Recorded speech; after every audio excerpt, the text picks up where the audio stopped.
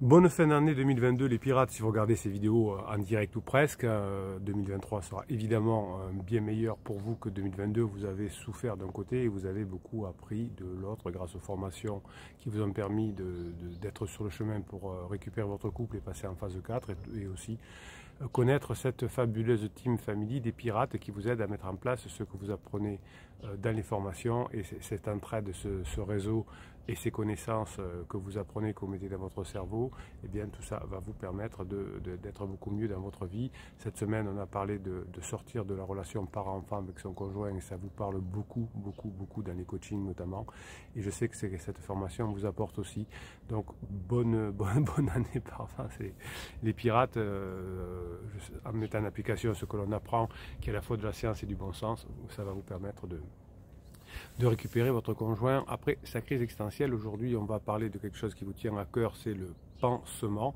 Et il y a un type de pansement qui est l'une des formes, vous savez qu'il y en a plusieurs, il y a le collègue du bureau, il y a la personne qui revient de l'enfance, ou il y a parfois les collègues de bringue des plus jeunes au travail notamment, et puis c'est celui qui vous embête beaucoup aussi, c'est l'ami, hein. Cette personne qui vient du réseau d'amitié et qui fait que vous allez être très déçu. Alors je vais vous lire un article qui est paru dans le HuffPost que vous m'avez envoyé. Vous aimez bien que je fasse des commentaires de texte de temps en temps, donc on va voir ce que ça donne. Donc un article qui est paru le 21 décembre 2022, donc oui, vous êtes à la pointe de l'écoute, par le réseau social libertin Wild2, voilà. Donc avec une enquête IFOP, donc l'IFOP sert aussi à ça, sur les diverses formes de sexualité européennes.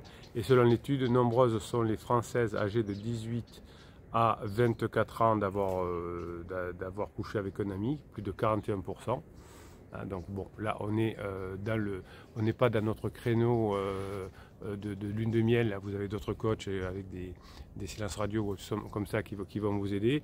Pour nous, c'est 42% des Anglaises et 26% des Italiennes aussi de tout âge ont eu des relations avec leur meilleur ami. Donc finalement, qu'est-ce qui va en retirer ensuite? Donc c'est coucher avec un ami, ce n'est pas un truc à cocher sur une liste, il faut le faire lorsque les deux en ont réellement envie. Avertit Alice, qui est une journaliste à Genèse, qui a accepté de témoigner. Oui, alors on va voir comment ça se passe, les relations quand on couche avec un ami. Il y a forcément un grand risque à détériorer la relation. Pour diverses raisons, Alice et 6 autres personnes ont cédé à l'appel de leur désir. Ils ont transgressé la règle d'or, chacun avec son contexte, ses perspectives différentes et ses retombées aléatoires. Ouais, donc vous voyez que c'est pas quelque chose qui est solide, hein. Il y a beaucoup plus de mauvaises chutes que de bonnes fins. Alors avant, qu'est-ce qui rend l'amitié spéciale? Donc, il est pas mal fait l'article que vous m'avez envoyé, alors je l'ai parcouru rapidement par rapport à d'habitude, je ne dis pas du tout, là j'ai survolé avant, pendant, après. Donc avant, qu'est-ce qui rend l'amitié si spéciale? Parce qu'il n'y a pas d'exigence dans cette relation. Effectivement, dans votre relation de couple, il y a de l'exigence, doit être de la fidélité, des choses comme ça. En même temps, on peut tout se dire, on se fait confiance. Le rapport amical est tellement satisfait qu'on ne prend pas le risque de le briser. Oui, hein, sauf quand l'un des deux membres profite de la faiblesse de l'autre pour coucher avec lui. Hein, ce qui arrive souvent avec votre conjoint qui va se confier à son ami que ça ne va pas avec vous, etc. et qui va en profiter. Une amitié qui aboutit sur un rapport sexuel ressemble à toutes les autres. Ils ont même vécu le même trauma, amis de longue date, et ils tissent trauma, c'est fort quand même. Ils tissent tous des liens forts. On partageait notre vie personnelle, intime, on se raconte et tout. Voilà, c'est comme ça qu'arrive le pansement, qui va en profiter.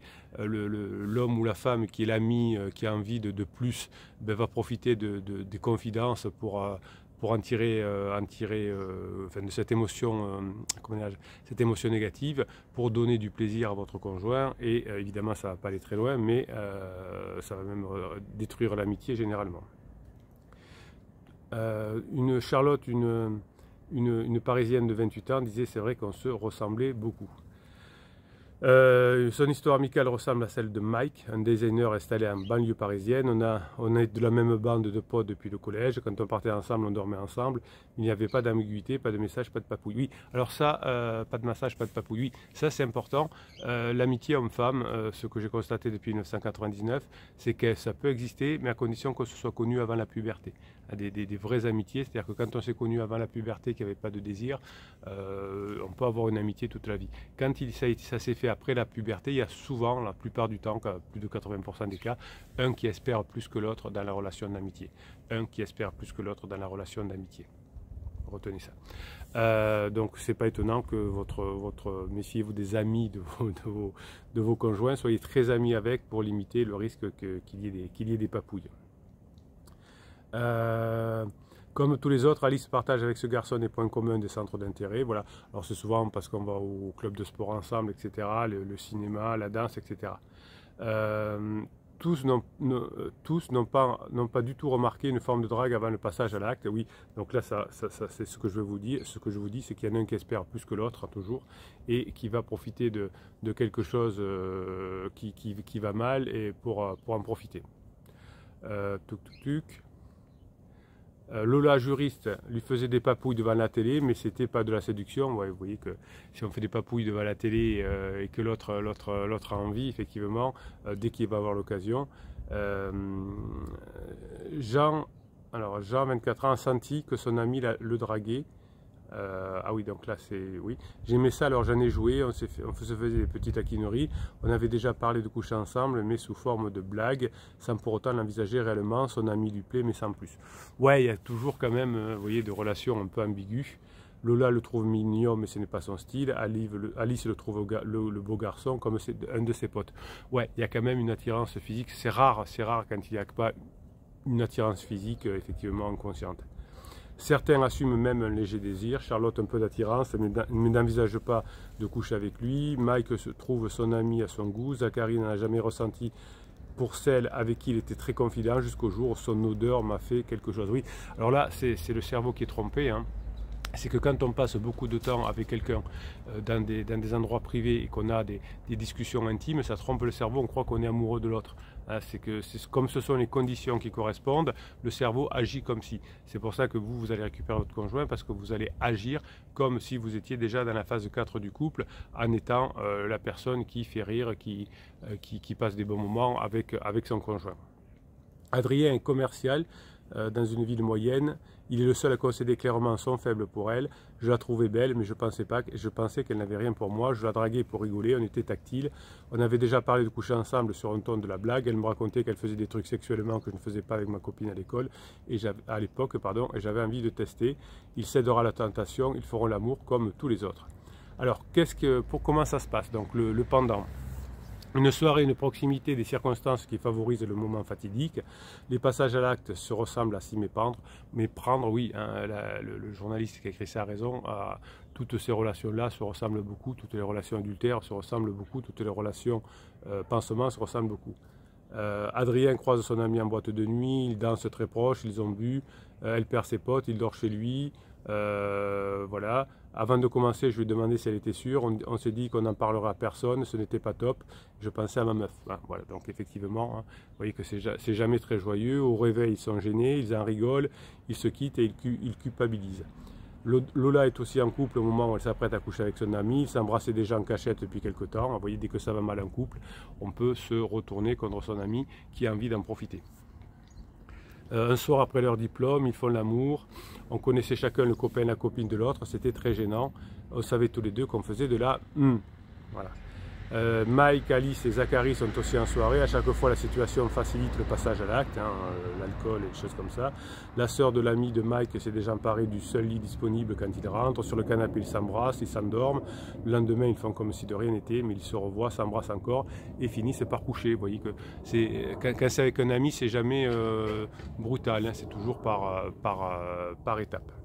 À la fin d'une fête, Zachary rentre chez son ami. Je comprenais carrément que je couchais avec une pote. On avait déjà parlé de sexe, donc je savais ce qu'elle aimait. Et inversement, oui, ça, ils en profitent, hein, puisque votre pansement qui avait envie de coucher avec votre conjoint a eu toutes les informations, puisque votre conjoint s'est souvent confié. Ils coucheront ensemble et ensuite ils se feront des câlins en mode un peu gêné. Seule Alice a réussi à échapper à la gêne, alors qu'elle a ressenti une attirance pendant la soirée. L'organisation d'Ellie fait qu'on se retrouve avec lui dans la tente. Le lendemain, je me suis posé beaucoup de questions, mais au-delà du sexe, c'est une personne que j'aime. Donc là, il y a, pour Alice, il y a plus que, vous voyez ce que je vous disais tout à l'heure, il y a plus que de l'amitié. Elle espère plus que lui, certainement. De la gêne, Jean en a ressenti quand même une après-midi chez les parents de son ami. Ce dernier lui déclare sa flamme pendant l'acte sexuel alors qu'il n'avait pas les mêmes sentiments. J'avais compris que je me faisais draguer, mais pas à ce point-là. Je pars quasiment tout de suite et on ne se parle plus. Oui, voilà, hein, c'est souvent... ensuite, il y a tellement de gêne, de honte et de dérapage que ça se termine mal. Pour Charlotte, les circonstances sont rocambolesques. Elle prévoit un plan à trois avec deux de ses meilleurs potes, un mec et une meuf, en rentrant d'une soirée. Mais le sommeil s'emparant de son ami, elle se retrouve donc à coucher seulement avec le garçon. Avant ce moment fatidique, elle a fait l'amour avec un autre garçon qui les rejoindra pour finalement un plan à trois, le tout dans la même nuit. Donc vous voyez, ça c'est bon, voilà, c'est plutôt des personnes qui sont dans un autre monde. Voilà. Ensuite, alors après, entre les attentes qui diffèrent, la culpabilité qui apparaît et les évolutions sentimentales de chacun, il est souvent très difficile de gérer l'après, sauf pour Charlotte évidemment, hein, qui elle était célibataire évidemment. Pour Charlotte, ça va bien, ils en rigolent, mais ils ne recouchent pas ensemble. Alors vous voyez que c'était pas quand même si joyeux que ça. Jusqu'au jour où l'ami en question se met en couple sérieusement, sans parler de cette histoire à sa nouvelle copine. Il avait peur qu'elle n'accepte pas et de devoir choisir entre nous deux. Donc vous voyez que si on est célibataire et que l'on couche avec son ami, c'est pas très grave, hein. Sauf que même quand on va retrouver quelqu'un après, eh bien ça va créer déjà une difficulté dans la nouvelle relation, puisqu'on va être obligé de mentir à sa nouvelle compagne ou à son nouveau compagnon, et une relation qui commence sur le mensonge. Donc, quand on a la lune de miel, déjà on doit mentir. C'est pas très bon pour la suite. Donc je me sentais mal d'avoir attiré mon coup alors qu'il était. Alors, ah non, non. Pardon, j'ai sauté. Donc voilà. Ça devait se passer, le sexe n'est jamais neutre, tu as des attentes qui sont très floues après, et là, ils se sont perdus dans l'amitié, puisque la personne a choisi sa nouvelle compagne. L'implication d'une troisième personne est souvent rédhibitoire. Lola s'est fait démasquer tout de suite par son copain de l'époque, elle ne l'a jamais revu, ni reparlé à son ami, donc là, elle a perdu les deux. Jean, lui aussi en couple à ce moment-là, coupe totalement les ponts alors que son ami essaye de le recontacter. Je me sentais tellement mal d'avoir tiré un coup alors qu'il était amoureux. J'ai fui la situation. Donc vous voyez qu'on se trouve, on est tellement mal qu'on trouve plein de prétextes.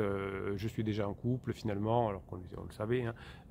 J'ai découvert que tu avais des sentiments pour moi, alors que quand une relation est fusionnelle, souvent il y en a un qui en veut plus que d'autres.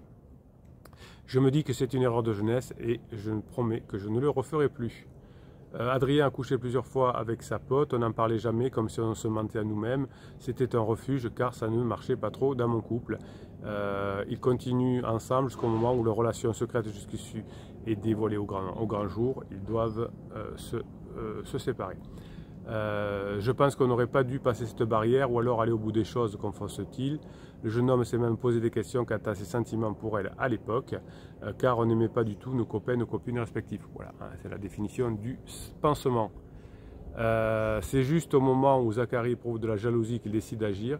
Elle en ressentait également. On a une discussion, on s'est dit qu'il faut que ça cesse et que ça reste comme avant. La base de notre relation est encore là, mais on n'est plus du tout autant à l'aise qu'avant. Voilà, c'est tout. Non. Alors que tout semble destiné à s'éloigner. Qu'est-ce qu'il y a? Ah oui. N'existerait-il pas une troisième alternative? Selon Emmanuel de Boisson, je ne sais pas qui c'est, la clé pour conserver son amitié, de se parler, de clarifier les choses, être capable d'entendre, de passer un peu de temps à s'expliquer. Oui, alors si on est célibataire tous les deux, bon, on a une pulsion, pourquoi pas, et ça peut s'arranger. Quand on est déjà en couple, comme vous l'êtes, avec votre conjoint qui a une relation avec un ami, ben, effectivement, il y a tellement de culpabilité, de stress, de honte, etc., que généralement, soit on perd les deux, son couple et son ami, soit si on a affaire à un pirate ou une piratesse comme vous, ben, on perdra son amitié, mais on retrouvera son couple à terme. Voilà, c'était c'était l'adultère aujourd'hui entre amis, ça arrive. Hein. Vous savez que quand on va chercher un pansement, on ne va pas chercher très loin, un collègue du bureau, un ami ou un ex qui revient de l'enfance. Et si c'est un groupe de personnes, c'est les collègues les plus jeunes du bureau ou les clubs du rugby ou du yacht ou du club de cigares, j'en sais rien. On va chercher quelqu'un de très proche, hein. Ce n'est pas quelqu'un qui est destiné à rester très longtemps. Voilà, tout dépend. Donc la lune de miel va se terminer avec pansement. La crise existentielle va se terminer comme toutes les crises existentielles depuis la nuit des temps. Qu'est-ce qu'il vous reste à faire? À bosser, à faire ce qu'il faut, à être au-dessus de la ligne, à tenir votre responsabilité pour qu'en 2023, les fêtes de fin d'année soient les meilleures que vous ayez jamais vécues, car vous serez devenu la meilleure version de vous-même, vous serez formé, vous aurez profité de l'énergie de la grinta des pirates autour de vous qui vous aident à mettre en place tout ce que vous apprenez dans les formations, et tout ça, ça va vous permettre d'être en phase 4 de votre couple. Passez les fêtes de fin d'année que vous méritez si vous regardez cette formation en direct. Je vous kiffe, mes pirates adorés. Passez la journée que vous méritez.